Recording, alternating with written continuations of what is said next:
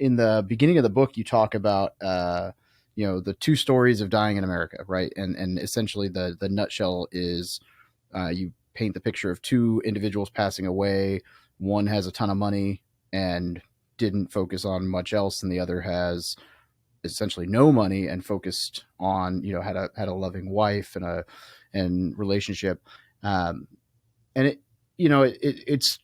it's true, right? It seems like, people get to the end and they regret one way or the other. But having been in hospice, you've had a very unique perspective on this, because most people, even in the service, the actual interactions with people who are dying are very minimal, right? Unless it's a close relative, like it's either somebody did pass away that you knew and you didn't really have the interactions, or it's somebody that you knew. But so you have a really unique perspective on this, getting to see that.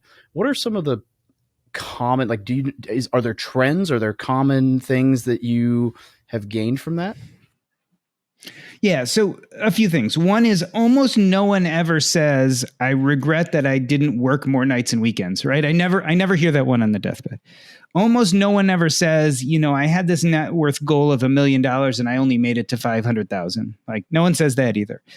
Generally, people, if they do regret something, it's that they didn't do the things that were most important to them, right? There were things in their life that they kept on putting off because they were afraid, or because they were difficult, or because they were embarrassing, even though they were important to them.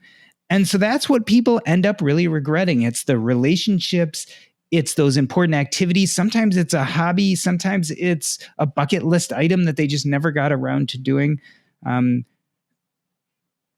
It's those things that they never had the courage to do, right? And so you hear this over and over and over again. And most people just say they always thought they had more time. Like, it's a common refrain.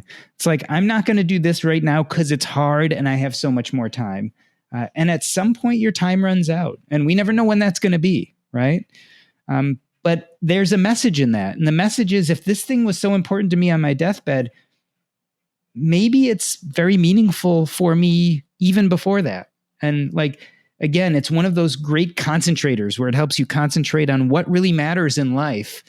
Maybe we need to spend a lot more time on that, regardless of the outcome, right? No one ever complains about failing on their deathbed. They complain about not trying, right? So I had a guy in his 40s I took care of who went and took a year off in his 20s to climb Mount Everest. And he stopped working. He had to live really frugally just to train. He had very little money, but he's like, this is important to me. Little did he know that in his 40s, he would be dying of leukemia. He never made it to the top of Everest. Like, the weather changed. They had to go back down, and then his time was gone and he had to go back home. But during his hospice days, he would tell us about trying to climb Everest and what it felt like and how precious those memories were. It's not the succeeding or failing, it's the trying. And so I think we need to learn how to have that courage to try those things that are deeply important to us. Bro, this podcast hits hard.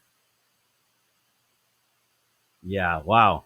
I think that I think there's something like with investing, it's a calculation of risk.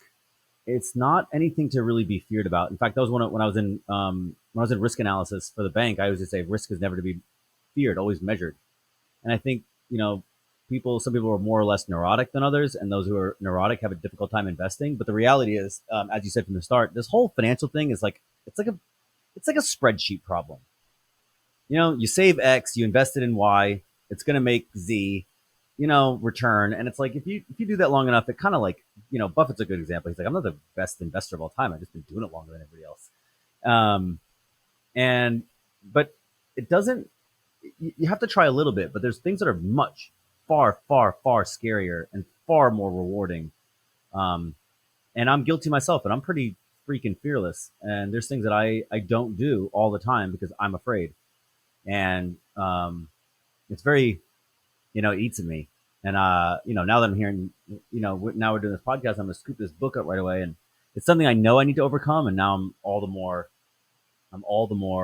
motivated because I know that this is a mistake I'm making. I know it's a problem that other people are making and probably don't even address it enough. So, I mean, you were speaking my language